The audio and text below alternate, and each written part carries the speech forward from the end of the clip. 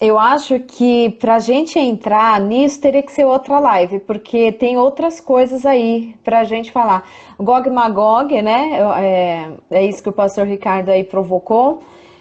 E outras profecias. Tem muitas outras perguntas, né, dentro do cenário profético. Será o que que é o dia do Senhor? No final teremos o que? Avivamento ou apostasia? Nós estamos vivendo nos dias de Noé. O que que isso representa? Opa! Ah, os dias de Ló, né? Como que a gente faz um paralelo com o sermão profético de Jesus, com Gog e Magog? Dá para fazer? Não dá para fazer? E o arrebatamento da igreja? Então, Ó, esses eu são acho que, muitos ô, Bianca, temas e muitas eu acho que dúvidas, né? essas quatro primeiras que você falou, essas quatro primeiras que você falou, dá para explorar aí. Dá para os Ricardos comentarem. Eu gostaria, inclusive, que eles dois comentassem. Eu estou sempre comentando nas lives, mas gostaria que você refizesse, então, elas para eles pegarem e quem está em casa escutar. A que você falou do se tem avivamento, se tem apostasia, o que, que é dia do Senhor, dias de Noé, dias de Ló. Eu penso que essas quatro dá para comentar aqui. Quero mais que os dois comentem. Eu devo fazer algum acréscimo, mas queria que os dois comentassem. E claro que Gog e Magog, Ezequiel 38 e 39, vão requerer, e o pastor Ricardo Martins, o pastor Ricardo Souza estão extremamente aptos para falar. É claro que elas vão requerer leitura do capítulo e mais coisas. Aí vocês administram os três. O que, que é o dia do Senhor? Vai ter avivamento ou vai ter apostasia? Isso é brilhante e traria muita compreensão escatológica para o público, para esse auditório fiel aqui de 90 pessoas que está nos assistindo. Agora com os Ricardos. Quer falar algo, pastor Martino? Eu vou falar, mas eu fui o último a falar, não quero ser repetitivo, o pastor vai e eu vou atrás. Então tá. Então vamos nessa. Bom, eu vejo o dia do Senhor como esse período tribulacional, para resumir. É bom a gente entender isso. Então não vou me deter muito nesse aspecto. Agora, tem um aspecto aí que é muito interessante e confuso, que eu acho que é o que talvez seja o ponto nevrálgico. Avivamento, apostasia, o que, que realmente existe? Bom, nós sabemos que quando a gente olha para Ezequiel 37, o Vale dos Ossos Secos, a gente vê um avivamento. Especificamente para quem? Eu vejo um avivamento para a nação de Israel. A nação de Israel, e para haver avivamento, tem que haver arrependimento. E havendo arrependimento, há transformação, há mudança de comportamento. E Israel está sendo tratada para ter essa mudança de comportamento. Agora, em relação ao surgimento do homem do pecado, desse filho da perdição, eu vejo que o grande sinal é a apostasia. Há um afastamento deliberado e, obviamente, que a gente vê que as nações, elas chegarão a um ponto, atingirão um auge tão grande de afastamento, de desconstrução da imagem, da ideia de Deus. Isso já vem acontecendo paulatinamente. A gente vem vendo que Deus está sendo inibido, que Deus está sendo tirado. Crianças de tenra idade falando que são ateias, mas nem sabem o que é isso. Sabe? Não tem essa compreensão do que é o ateísmo. Mas por quê? Porque isso está sendo implantado nas suas tenras mentes, nos seus pensamentos. Então, eu vejo assim, avivamento para a igreja, haverá avivamento sempre que a igreja se arrepender e voltar à vida em Cristo Jesus. Mas o que eu vejo para os últimos tempos, olhando especificamente para Apocalipse capítulo 6, capítulo 7, como é que a gente vê ali? Há um avivamento? Não, eu vejo que há uma grande colheita. Se essa colheita é produto de avivamento, sim, com certeza. Porque haverá uma revivificação, um retorno à vida para aquelas pessoas que receberem Cristo num período tribulacional, porque nós estamos caminhando para isso, gente. O que a gente vê, a igreja tem passado por avivamento, aqui vai entrar talvez uma divergência. Eu vejo a igreja tem entrado em movimentos. A igreja tem participado de movimentação. Movimentações, ajuntamentos, que são traduzidos como avivamento. Mas o verdadeiro avivamento, segundo Leonardo Ravenhill, ele se traduz por uma mudança de coração, metanoia, mudança de mente também. Por quê? Porque tem que haver transformação, tem que haver arrependimento, tem que haver o confessar. Aí há o avivamento.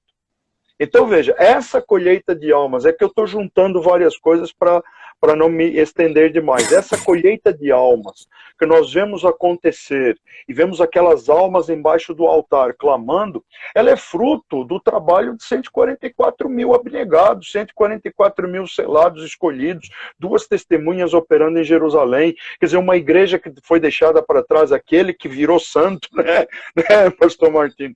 Na hora que viu que o cara da direita, da esquerda, e eu fiquei, opa, agora eu sou o cara mais santo do mundo. A menos que ele realmente vire um blasfemo como muitos. Que o homem, ao invés de se arrepender, acabou até blasfemando. Mas, enfim, haverá sim um misto, eu vejo um misto de avivamento para umas coisas, apostasia para outras coisas, mas eu vejo um tempo assim para que o surgimento do primeiro cavaleiro, do cavalo branco, esse que vem no engano, no espírito de engano, um simulacro de Cristo, um simulacro de rei, esse cara tem que vir em meio a um tempo onde, inicialmente, pode ser que as nações ainda não estejam rejeitando plenamente a Deus, mas eu já vejo que nesse período, acho uma muito parca possibilidade da igreja estar nessa terra. Então, o avivamento que virá depois será o avivamento da transformação de vidas que aceitarão o evangelho do reino no tempo de tribulação. É mais ou menos o quadro, o geral que eu dei em relação a esse assunto. Então não há como dizer é apostasia, é avivamento. Eu acho que é um misto, dependendo da situação e dependendo do povo ao qual nós estamos nos referindo. Eu não sei se eu misturei as coisas, mas eu tentei dar um panorama geral para vocês verem avivamento e apostasia caminhando junto. Claro que para a manifestação do anticristo na sua real face, na sua fuça verdadeira, aí tem que haver um tempo de apostasia enorme, mas essa apostasia é a apostasia natural que vai acontecer na tribulação, né, para que ele realmente possa se manifestar. Perfeito. Respondendo à primeira pergunta, irmã Bianca, eu gostaria de citar Zacarias 12, versículo 10, sobre o dia do Senhor. E sobre a casa de Davi e sobre os moradores de Jerusalém, derramarei o espírito da graça e de súplicas. Olharão para aquele a quem transpassaram. Prantearão por ele como quem pranteia por um filho único e chorarão por ele como se chora amargamente pelo primogênito. Essa é a melhor definição para o dia do Senhor. Eles vão olhar para aquele que foi transpassado. A gente sabe, Senhor Jesus. Isso é lindo. E bem objetivamente sobre a questão de avivamento e apostasia, eu sou da seguinte opinião, que a gente está vivendo uma grande apostasia. Eu não vejo o avivamento e mais, eu acho que vai ficando pior, porque quando a gente vê tudo que está acontecendo na mídia, e a questão da pandemia, a gente comentou na última live, pastor Rodrigo, que quem estava no Senhor se fortaleceu e agarrou mais. E quem estava meio calabresa, meio pepperoni, eu acho que saiu fora. Porque é a hora de estar separando o joio do trigo. A noiva está sendo adornada, aprontada, é agora. Não é daqui 20 anos. Por isso que eu provoquei os irmãos de Ezequiel 38 e 39, que para mim é a grande profecia, que já está tudo montado, Rússia, Irã e Turquia na Síria, está pronto. E ainda, para mim, é uma das últimas profecias a serem cumpridas antes do arrebatamento. Perfeito, ótimo, ótimo. Pronto, falei. Muito bom, muito bom. Muito bom, né, Bianca? Eu imaginei que conseguiríamos fazer aí uma explanação mais rápida do tema. E essa profecia de Ezequiel 38 e 39, eu penso que nós podemos tratar ela na semana que vem também, porque vocês viram que eu mandei o banner para vocês e já até postei. Então os 3 estarão aqui novamente como meus convidados para a nossa live de semana que vem. Então nós vamos discutir o arrebatamento, as profecias em torno do arrebatamento, bem como Ezequiel 38 e 39, já que hoje nós fizemos essa boa explanação geral. Assim, eu estou muito feliz porque foi como eu gostaria que fosse, sabe, Bianca? Eu tinha isso em mente, né? Que tivesse essas perguntas, mas que vocês 3 ficassem à vontade, que os 2 Ricardos falassem à vontade. que fosse essa explanação. Por exemplo, eu vi que alguém perguntou aqui se a apostasia refere-se ao arrebatamento ou ao abandono da fé, e que o pastor teria comentado. Nós vamos falar disso semana que vem. Então, perguntas em torno do arrebatamento nós vamos deixar para sexta, porque imaginei que seria essa grande gama de coisas para tratar, muita coisa importante. Mas eu penso que hoje nós já estamos tratando. Viu, mestre Rodrigo? Não quero botar cavaco na lareira do mestre Martino. Posso botar cavaco? Manda bravo aí. Ele falou de Ezequiel 38, 39, Gog e Magog, mas eu quero chamar um pouquinho a atenção de vocês para um outro evento que eu acho que ainda também vai acontecer e que está se desenhando. Talvez um pouco mais até do que o evento de Gog e Magog, o Gog do território de Magog. Porque há salmos que são proféticos.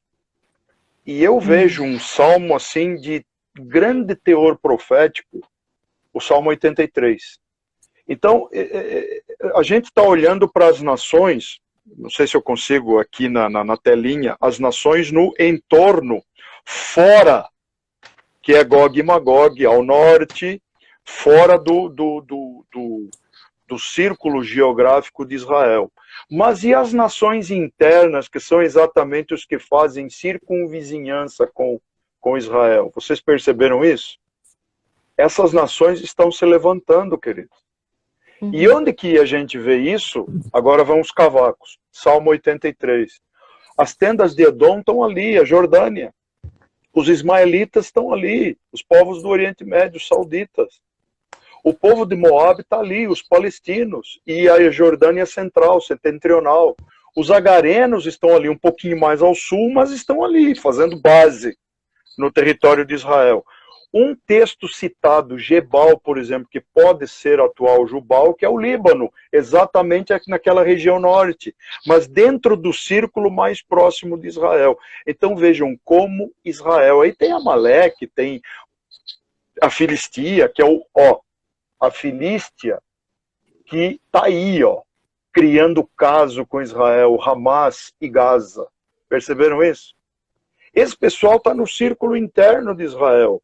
E eles são o calo no sapato de Israel. Então eu ainda acho que Jordânia, Líbano, Gaza, Síria, sei lá, o Iraque, né, a questão do Iraque, que vocês sabem que está envolvido com a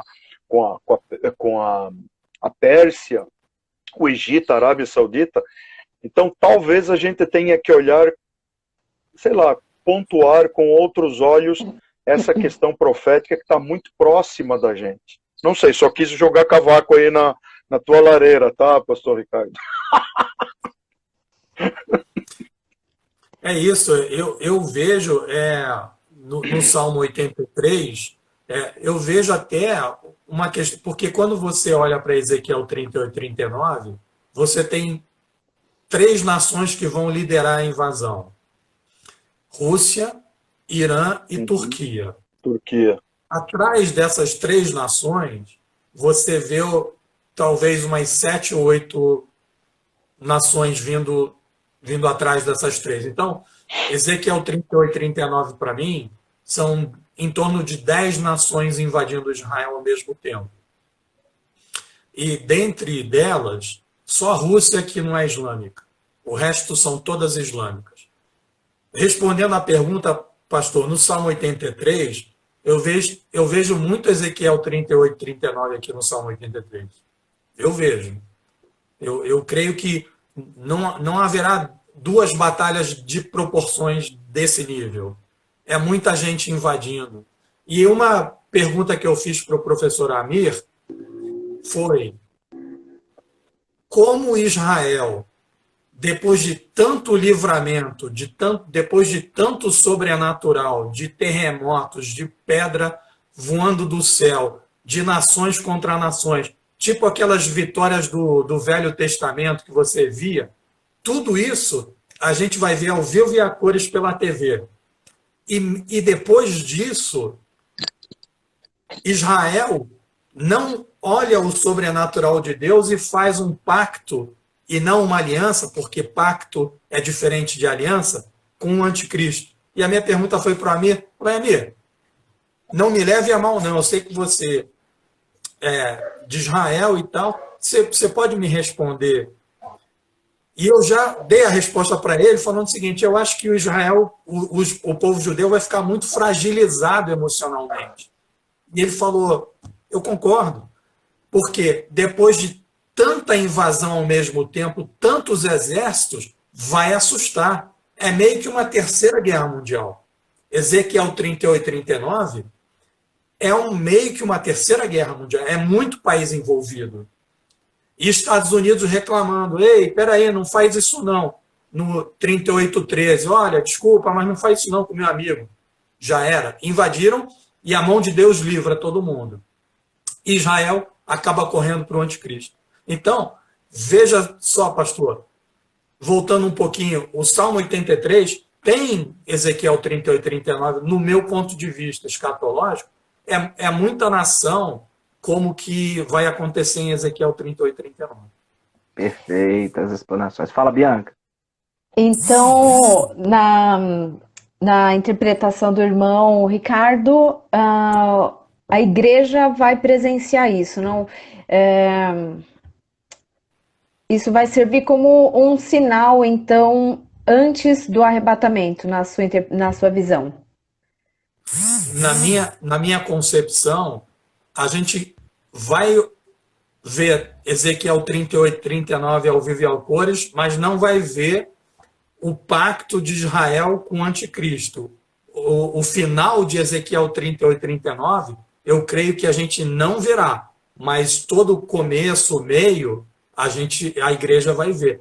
E tomara que veja mesmo, eu estou conjecturando aqui, porque muitas pregações que eu faço no posto de gasolina e no supermercado são anunciando Ezequiel 38, 39. Então, quando o sujeito está na casa dele e o Jornal Nacional começa a tocar aquela musiquinha, e aí vê extra, Israel foi invadido por Rússia, Irã e Turquia, o cara vai falar, meu Deus, aquele maluco lá do posto de gasolina que ficava falando comigo o tempo inteiro, pô, deixa eu tentar conectar ele de novo aí, me fala esse negócio aí, pelo amor de Deus.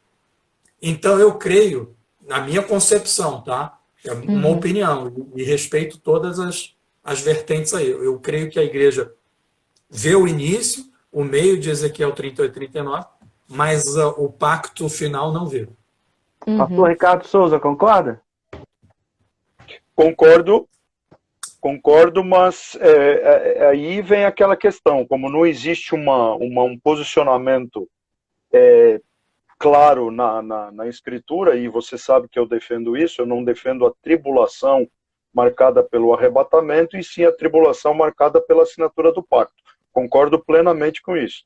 Agora, há uma coisa que eu concordo, eu acho que a igreja vai ver esses eventos bélicos, vai ter ciência disso, e vai conseguir interpretar isto exatamente à luz da palavra de Deus. Vai enxergar. Então, eu acho, sim, eu acho que a igreja não está livre de tribulações. A igreja está livre da ira. Então, veja, ao longo da história tivemos tribulações. Não significa que o tempo que nós estamos vivendo se encaminha para a perseguição, mesmo nos países de tolerância. Nós estamos vendo isso se desenhando. As notícias revelam isso. Então, haverão, sim, tribulações. Mas eu penso que no momento oportuno, no momento chave na história, tá, o Senhor retira a igreja para exatamente abrir o espaço-tempo necessário após a assinatura do pacto. Com igreja ou sem igreja, aí agora é que é a questão. O pastor Martino acredita que a igreja não verá o pacto. Eu não sei. Eu digo que não sei. Pode ver como pode não ver. O fato é que isso não exclui a igreja de ser arrebatada no momento, logo no início, ou dentro da primeira fase da tribulação. Não exclui. Acho que nenhuma das ideias exclui. Eu vejo por essa ótica. Eu queria só levantar uma questão, gente. Um testemunho rápido. Eu ouvi uma vez uma entrevista de ufólogos, que foi feita com 2 ufólogos, e para vocês verem como às vezes as pessoas de fora dão mais importância para o nosso conhecimento do que propriamente nós dentro da igreja. E esses dois ufólogos que não têm compromisso nenhum com o evangelho, nem com a igreja, eles disseram assim, nós só conhecemos um povo, nós só conhecemos um pessoal que tem as respostas para o que vai acontecer. E eles estavam se referindo exatamente à retirada do povo, que depois vai ser na mídia com um monte de invenções, um monte de... Vocês sabem disso, a mente humana está sendo preparada para a aceitação do extraterrestre, da ufologia, de outros planetas, de outras civilizações. A mente humana vem sendo preparada para isso. E esses ufólogos disseram que só conhecem um povo que tem as respostas para isso e sabe exatamente o que vai acontecer. E falaram com todas as letras. Esse povo é a igreja. São os crentes. Você lembra disso? Eu assisti essa entrevista e eu achei o máximo, pô. Até no islamismo tem escatologia, cara. Até no islamismo, meu. Sim. Pois é. E, então, na visão passar isso. Então, na visão de vocês, a batalha, então, de Gog e Magog é essa batalha que vai caminhar para Daniel 9, né? Ali para a assinatura do pacto do anticristo com Israel e aquelas nações. Perfeito. Eu creio nisso. Perfeito. Eu penso que escatólogos pré-tribulacionistas caminham de mãos dadas nessa questão. Que Gog e Magog seja realmente um evento aí que a igreja vê, não é? Ele é uma espécie de terceira guerra mundial. A partir dele surge o anticristo para o pacto de 7 anos da semana de Daniel. E isso é bom. Agora entra um ponto de discussão entre teólogos pré-tribulacionistas, que somos nós, se a igreja vê ou se não vê o pacto. Isso é muito bacana, isso é muito legal. Isso vai aparecer na nossa live de semana que vem. Até já de antemão, gostaria de botar essas 3 pautas. Entrarmos falando de Gog e Magog, fazendo leitura dos 2 capítulos, fazendo as explicações dos termos, dos nomes, que o pastor Ricardo de Martino já sinalizou aqui. Em seguida, como nós 3, e eu acredito que a Bianca também, porque já conversamos sobre isso, Bianca, mas me corrija se eu estiver errado. Bianca também concorda que a igreja verá o Gog Magog? Sim, não é, Bianca? Ou não? Poxa, pastor Rodrigo, eu tenho dúvidas. Na verdade, eu tô ainda... Porque não é unanimidade no meio pré-tribulacionista a questão do Gog e Magog, né? Então, o Gog e Magog, para mim, eu deixo as pecinhas do quebra-cabeça montadinhas num canto, mas eu ainda não consigo, né? Como estudante, né, irmãos? Como estudante, eu ainda não consigo encaixar dentro da cronologia, né? Na minha cabeça ainda falta um pouco de fazer sentido, né? Mas Então, nós vamos enfim, partir como não existe um consenso 100%, entre os pré-tribulacionistas a respeito disso, né? Mas eu respeito todas as opiniões, né? Eu não sou a dona da verdade, não. Então eu vou observando, vou me deliciando aí com a sabedoria dos irmãos e vou aprendendo. Eu não duvido em hipótese alguma, porque pode ser isso mesmo. Mas eu acho também que algumas outras posições também fazem sentido dentro da interpretação, né? Mas não é no sentido de confrontá-los, né? Só no sentido de enriquecimento mesmo do assunto. Perfeito. Porque existem algumas discussões, nós vamos trazer isso semana que vem. Por exemplo, existe quem acredita que Gog, Magog e o Armagedon são a mesma coisa. Existe quem acredita, né? Existe quem acredita que existe quem acredita que é um evento ainda só para o futuro. Mas fala aí, pastor Ricardo, Martino. Não, eu só ia completar o que a irmã estava falando, que é o seguinte: existe o Gog e Magog de Apocalipse 20, versículo 8. Não é esse Ezequiel 38 de Gog e Magog que a gente está falando. Existem 2 Gog e Magog.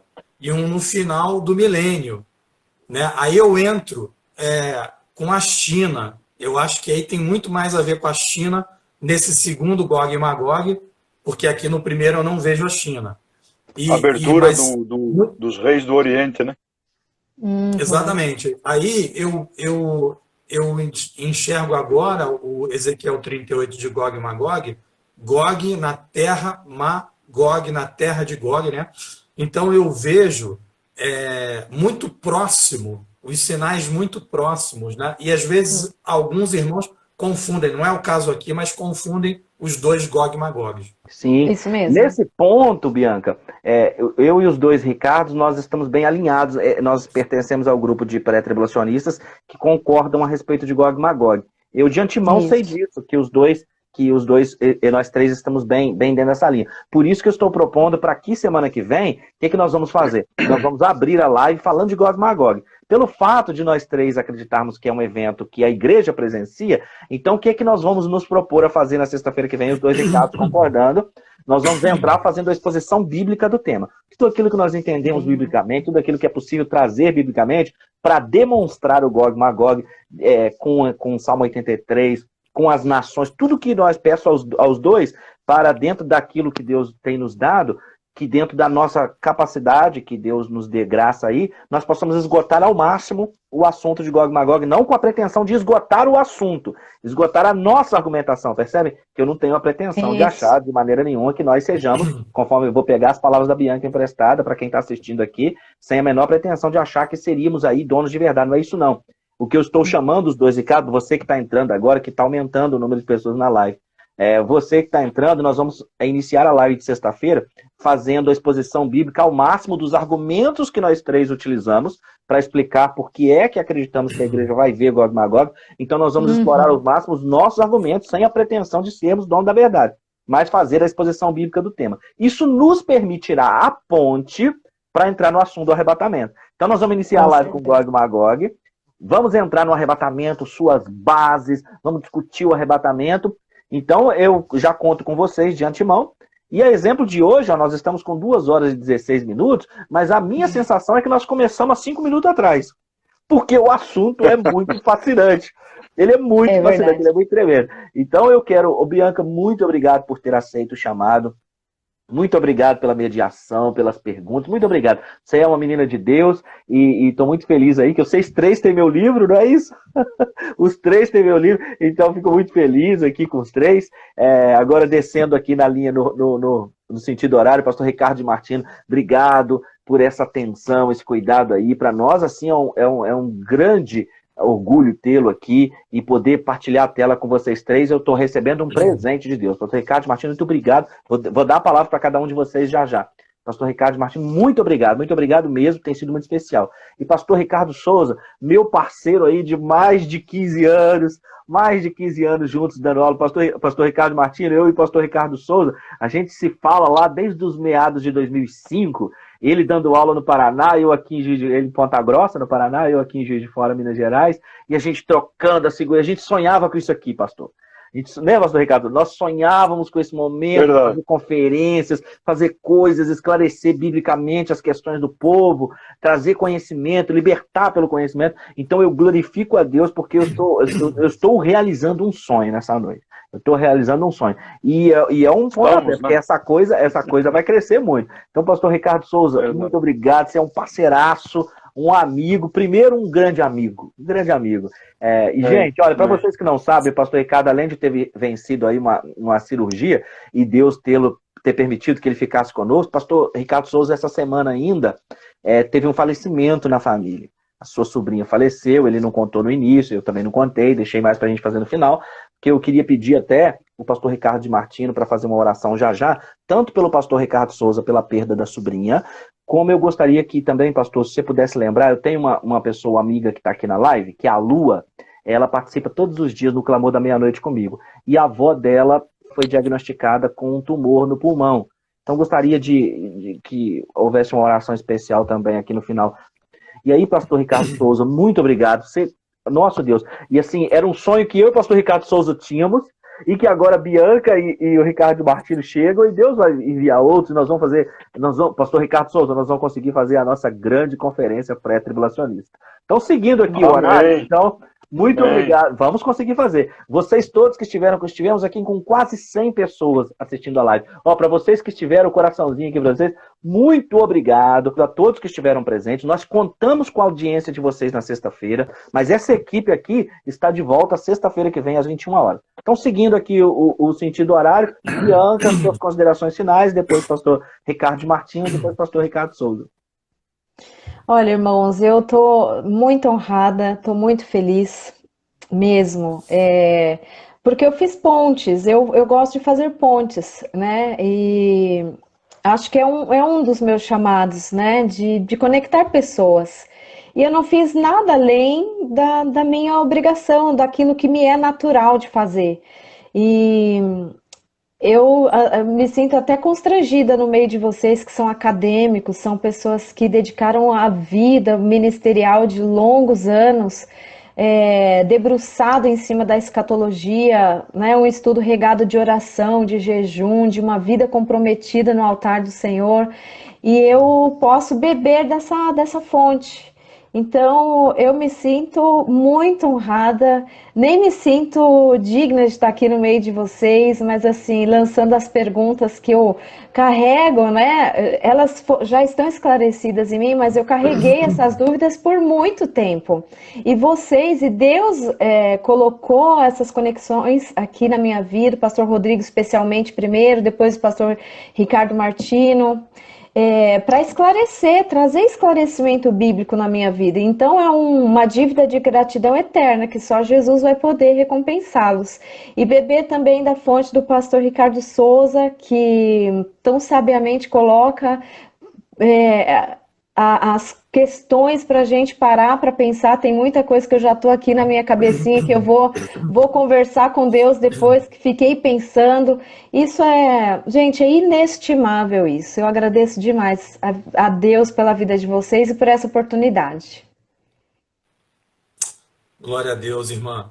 Eu também agradeço essa oportunidade de estar aprendendo com os pastores, com a irmã também, um privilégio. A irmã Bianca é aquela que faz as pontes e ela tem um papel fundamental no nosso grupo de escatologia. Aliás, a gente vai sortear um livro do pastor Rodrigo no grupo de escatologia. Quem da live se interessar pelo grupo de escatologia, seja bem-vindo. Mas é emoção, tá, gente? É emoção, a escatologia é emoção. Então, eu louvo a Deus pela vida de vocês. É um privilégio estar aprendendo a cada dia. A gente está falando sobre o assunto. Pastor Ricardo sabe muito, então a gente fica muito contente. E, olha, eu não vou ficar para trás, não. Eu considero como se a gente já se conhecesse há uns 15 anos também, tá? Porque eu não vou ficar para trás, não. Eu sinto que a gente já se conhece há 15 anos. Glória a Deus. Maravilha. Isso é unidade no espírito. Eu me sinto privilegiado agora, hoje, né, apesar do pouco tempo, né, até comentei lá no grupo, né, pastor Martino, que mesmo com o pouco tempo que eu tenho, eu estou muito feliz e privilegiado de fazer parte do grupo de escatologia. E tenho para te dizer uma coisa, né, acho que nunca tive a oportunidade de ter... Eu sou alinhado, gosto das notícias, procuro boas notícias, mas eu tenho tido muito boas notícias postadas pelo nosso querido Xará, né, que são enriquecedoras dentro do contexto atual. Nós estávamos até brincando, né, e estamos acompanhando aí uns certos navios que andam passeando num certo mar aí, a gente acompanhando ele. Bianca, não se sinta... exatamente, eu gosto disso. Então, na medida do possível, eu também vou acompanhando. Bianca, não se sinta de forma nenhuma. Nós todos estamos, os quatro estamos no mesmo bojo. Somos alunos. Estamos aprendendo e aprendendo uns com os outros. Aprendendo com você também, o teu exemplo, né? Esse exemplo de alguém que quer saber, de alguém que questiona, que faz pontes. O seu hoje já deu uma grande lição para todos nós e para o grupo que está aí nos assistindo. Então, é um privilégio ter você junto com a gente, mediando. Rodrigo já faz parte da família, a Hora da Escatologia, e agora faz parte da família também do grupo de escatologia, com certeza do canal do pastor Martino. E eu acho que nos cercarmos de pessoas com as quais nós possamos aprender e compartilhar aquilo que é bom. Amém. É assim que funciona. E eu louvo a Deus por isso, pelo privilégio da amizade de alguns anos aí com o Rodrigo, e agora o privilégio da amizade de alguns anos pela eternidade com o Xará Martino e com a Bianca. e com a Igreja do Senhor que nos acompanhou nessa data. Maravilha. Glória a Deus. Obrigado, gente. Então agora o pastor Ricardo Martino vai fazer a oração para nós encerrando. E é o seguinte, o pessoal está perguntando aqui como é que faz para entrar no grupo. Vocês vão enviar uma mensagem para o pastor Ricardo Martino aqui, dizendo que querem entrar. Você vai passar para ele o WhatsApp e nós estamos lá no grupo. Eu, Bianca e pastor Ricardo Souza. O grupo é do pastor Ricardo Martino. Você precisa contactá-lo e ele adiciona você no grupo e aí ele nos atualiza. Glória a Deus. É isso aí. Amado Deus, graças te damos, Pai, porque o Senhor é Deus, Pai. E isso é maravilhoso, Pai. O Senhor é a própria profecia, Pai. Por isso que estamos aqui, reunidos no Teu nome. Ó Deus da minha vida, da minha salvação. Que o Espírito Santo possa consolar a família do pastor Ricardo, Pai. E da irmã também que está passando por tribulações, Pai. Que todo o povo que tem nos assistido, que o Senhor vai na nossa frente, administra todas as situações, porque o Senhor é Deus, Pai. Só o Senhor é Deus. E nos alegramos de estarmos aqui reunidos, Pai, falando da Tua palavra, das profecias, daquilo que ainda não se cumpriu e que há de se cumprir, porque até aqui nos ajudou o Senhor. Em nome de Jesus, te agradecemos. Amém e amém, Senhor. Amém. Foi muito bom, foi muito bom. Muito obrigado, Bianca. Muito obrigado, pastor Ricardo Martino. Muito obrigado, pastor Ricardo Souza. Muito obrigado aos irmãos que estão conosco aqui até agora, os que estiveram. Muito obrigado a todos. Que Deus recompense de uma forma assim abundante, plena, transbordante. Tá? Beijo, Amém. pessoal. Tchau, tchau, Deus pessoal. abençoe. Tchau, tchau.